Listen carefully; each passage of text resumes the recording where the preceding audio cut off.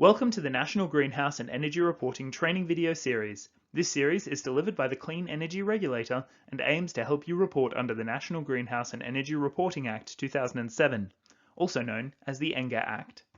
This video will present key concepts which will help you identify if your corporation has obligations under the NGER Act. This has been designed for people who are new to NGER or people who are interested in refreshing their knowledge. There are a range of terms used in this video which have specific meanings, including the Clean Energy Regulator, the agency, we and us, NGER, determination, NGER Act, EARS, and regulation. To learn what each of these mean, please refer to the video Introduction to the Clean Energy Regulator and NGER from the NGER training video series, available by following the links at the end of this video. In the first part of this video, we will provide information to help you understand your corporate structure and how it relates to your NGER reporting obligations. To determine your obligations under the NGER Act, you must first identify your controlling corporation and your corporate structure or corporate group. So, what is a controlling corporation?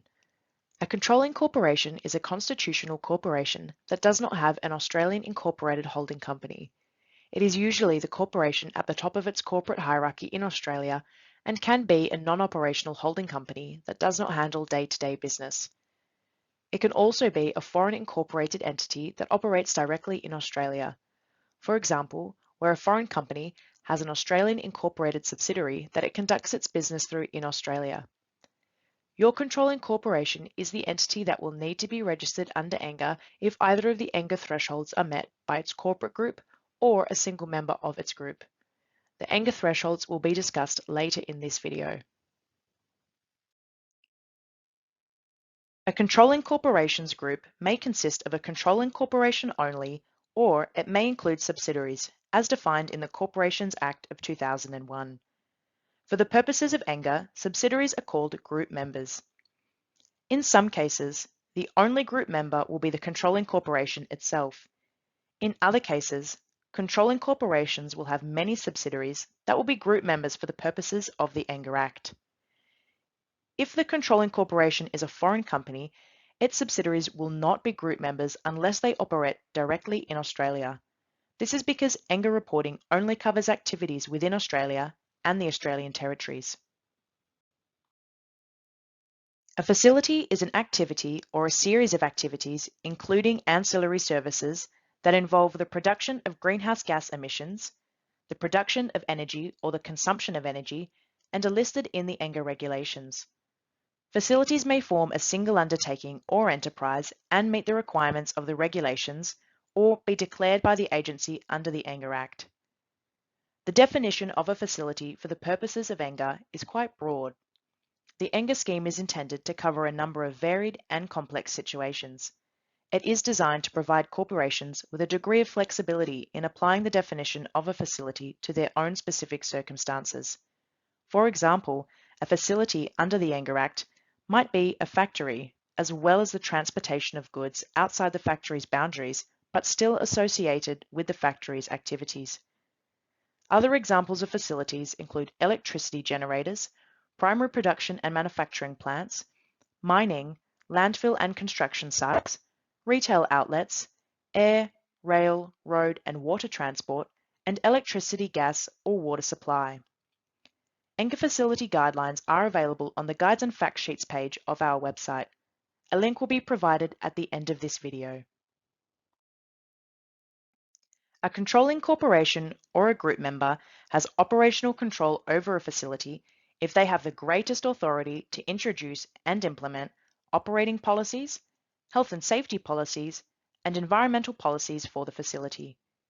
In cases where more than one corporation has operational control of a facility and you cannot decide who has the greatest authority, you can either nominate a corporation as having operational control, or we can declare a corporation as having operational control under Section 55 of the NGER Act.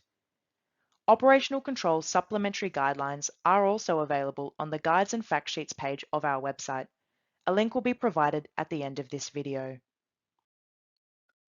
Here are some examples of common corporate structures. In each of these examples, Company A is the controlling corporation. The most common corporate structures are those where a single company owns one facility or one or more group members who in turn have operational control over those facilities, as illustrated by example 1 and 2. In example 3, Company A does not own Facility A, however, it is still the controlling corporation because its group member, Company B, has operational control of Facility A. There are many more examples of possible corporate structures. If you are ever in doubt, or if you would like to discuss your specific circumstances in detail, please contact us as we have staff who are available to help you with your queries. In the next part of this video, we will provide information on ENGA thresholds and how these relate to your ENGA reporting obligations, and what to do next if you are required to register. Once you have identified who your controlling corporation is, its group members, and the facility under the operational control of your controlling corporation and its group members, you can estimate whether your emissions, energy production, or consumption reach any of the ENGA thresholds. The quickest way to do this is by using our emissions and energy threshold calculator, which is available on the calculators page of our website. The calculator assists users to identify if they meet either of the ENGA thresholds. Please remember that when using this calculator, all activities, including activities of contractors and subcontractors, need to be included. A link to our calculators is provided at the end of this video. There are two types of thresholds under Section 13 of the ENGA Act that determine which companies have an obligation under the ENGA Act to report. These are the facility threshold and the corporate group threshold. The current facility threshold is 25 kilotons or more of greenhouse gases carbon dioxide equivalent, including both Scope 1 and Scope 2 emissions, and production of 100 terajoules or more of energy, or consumption of 100 terajoules or more of energy. The current corporate group threshold is 50 kilotons or more of greenhouse gases, carbon dioxide equivalent, including both Scope 1 and Scope 2 emissions, and production of 200 terajoules or more of energy, or consumption of 200 terajoules or more of energy. For more detailed information about the greenhouse gases that are reported under the ENGA scheme, please see the Greenhouse Gases and Energy page of our website. A link to our website is provided at the end of this video. Should your controlling corporation reach either ENGA threshold, it is required under the ENGA Act to apply for registration by the 31st of August following the reporting year in which it first reached that threshold. If your corporation triggered a threshold in a past reporting period, it is still obliged to register that year as the trigger year under Section 12 of the Act. Corporations only need to register once and must report each year they remain registered. If you need to register your corporation, go to the client portal and set up an account. The client portal can be accessed through the Our Systems, Logins and Guidance page of the Clean Energy Regulator website. A link will be provided at the end of this video. You can then complete the Controlling Corporation registration form and submit it to us for assessment. Once registered, the name of your controlling corporation is added to the National Greenhouse and Energy Reporting Register. We will now provide a very high-level introduction to EARS and different types of reports. Please note that more detailed instruction on EARS are provided in following videos in this training video series. EARS refers to the Emissions and Energy Reporting System, which is an online system that allows reporters to log in and submit emissions and energy reports to meet their obligations under the ENGA Act. All types of ENGA reports are prepared in EARS, which can be accessed via the client portal. When organisations are registered under ENGA, an EARS workspace is created and access is granted to the ENGA contact person and executive officer as nominated in the registration application. Reporters can add users and amend user access for individuals associated with their organisation's account through the client portal. Detailed information about using the client portal and EARS is included in the video presentation, A Brief Introduction to EARS. When preparing a Section 19 report, controlling corporations should begin by reviewing and updating their reporting structures in the emissions and energy reporting system by adding any new group members, removing group members that are no longer part of their corporate group or are no longer affected group members, and ensuring that facilities are correctly set up as being under the operational control of the correct group member. Further information and guidance to assist you with the specifics of reporting in EARS, including how to create a facility, updating corporate structures, and generating and submitting reports, has been included in later videos of this training video series. If your controlling corporation is registered, it will be required to report annually under Section 19 of the ANGA Act by submitting what is referred to as an Emissions and Energy Report. This report contains Scope 1 and Scope 2 emissions and energy production and energy consumption information for facilities under its operational control. This report is due by the 31st of October each year. As this deadline is set by the legislation, no extensions can be granted. Please note that if the date of the ANGA reporting deadline falls on a public holiday or weekend day, the deadline falls to the next working day. This will be the case for reporting in 2020 and 2021. If a controlling corporation is registered because a facility threshold is met, the ANGA report will contain only information and data in relation to the facility that met the threshold. If a corporate group threshold is met, the ANGA report will contain data relating to the activities of all facilities in the group, regardless of whether the individual facilities met the facility threshold. There are two scenarios in which reporting obligations for a facility may not apply to the controlling corporation and are instead reported in a different emissions and energy report. If a group member makes an agreement with its controlling corporation to take on Section 19 reporting obligations for one or more facilities and has notified the Clean Energy Regulator of this agreement, the group member completes an emissions and energy report under Section 22X of the ANGA Act. This report contains information about the agreed facility or facilities, Scope 1 and Scope 2 emissions, and energy production and energy consumption. The controlling corporation must still submit a Section 19 report for the rest of its corporate group that is not under the Section 22X agreement. Reporting transfer certificates, also known as RTCs, allow ANGA reporting obligations to transfer from a controlling corporation with operational control over a facility to the corporation that has financial control over the facility. This is not a common arrangement, and RTCs relate to single facilities only.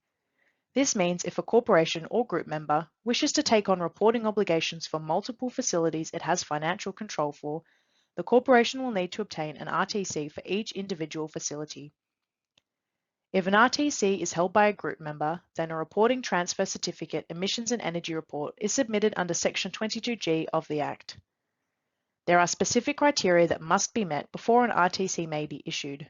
These criteria are detailed in the Reporting Transfer Certificate Guidelines, which are available on the Guides and Fact Sheets page of the Clean Energy Regulator website. A link will be provided at the end of this video. The same reporting deadline of the 31st of October applies to 22X and 22G reports. Again, please note that if the date of the ANGA reporting deadline falls on a public holiday or weekend day, the deadline falls to the next working day. This will be the case for reporting in 2020 and 2021.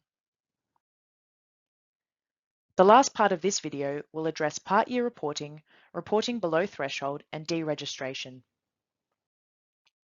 Part year reporting may apply where there is a change in operational control of a facility. In circumstances where a facility is sold partway through a year, each controlling corporation is required to report on the facility for the part of the year that the facility was under the operational control of the controlling corporation or its group member. Note that part year reporting does not apply where ownership of the controlling corporation or group member changes, but operational control of a facility does not. If ownership of a group member changes, but operational control of a facility does not, the controlling corporation of the group member as at 30th of June reports on the facility for the full year. If a change in ownership and operational control occurs after 30th of June, the controlling corporation as at the 30th of June will report on the facility for the previous year. If in a reporting year, a reporter does not reach either ANGA threshold, they are still required to submit a below threshold report until they are deregistered. As we have noted, for each year your controlling corporation remains on the ENGA register, it must submit a report, regardless of whether it has triggered an ENGA threshold. This generates what is called a below threshold report. In these circumstances, you may wish to apply to deregister so that you do not have to keep submitting reports each year. A controlling corporation may apply to be deregistered if it is not likely to meet either of the ENGA thresholds under Section 13 of the ENGA Act in the next financial year in which the application is made, as well as the next 2 financial years. The applicant must also demonstrate that they do not hold a reporting transfer certificate and that they have complied with their obligations under the ENGA Act. Deregistration of a controlling corporation may also be necessary when there are changes in a corporate group's controlling corporation due to restructure or sale and it ceases to be a controlling corporation. Applications for deregistration are not submitted through the client portal. They are available on the Forms and Resources page of our website and must be submitted to us via email or the registered post. An application for deregistration relates to the reporting year in which the application is received. An application for deregistration may be submitted at any time. If you are submitting an application on the basis that you no longer meet an ENGA threshold, however, please note that unless your application has been received and processed by the Clean Energy Regulator prior to the report submission deadline of the 31st of October, you may still be required to submit a below threshold report. Please keep in mind that the standard processing time for applications for deregistration is 20 business days. This video is from the ENGA training video series. The Clean Energy Regulator has published a range of resources on its website, www.cleanenergyregulator.gov.au, to help you in your obligations to report under the ENGA Act. To access our training video series, visit our website and search Videos. To access our more comprehensive written guidance documents, visit our website and search Guides and Fact Sheets. To access calculators to assist you in assessing reporting obligations, estimating uncertainty in emissions, and estimating emissions from solid waste and wastewater operations, visit our website and search Calculators. For more information or help with reporting under the ENGA scheme, please contact us by calling 1300 553 542, emailing us at reporting@cleanenergyregulator.gov.au, or visiting our website at www.cleanenergyregulator.gov.au. This video has been developed by the Clean Energy Regulator to assist persons to comply with their reporting obligations under the ENGA Act. This video should be viewed in conjunction with the ENGA Act and supporting regulations and determination. Changes to legislation may affect the information in this video. The examples used in this video are for illustrative purposes only. This video is not intended to provide legal advice. If persons have concerns or questions about the application of legislation in their particular circumstances, they should seek professional advice.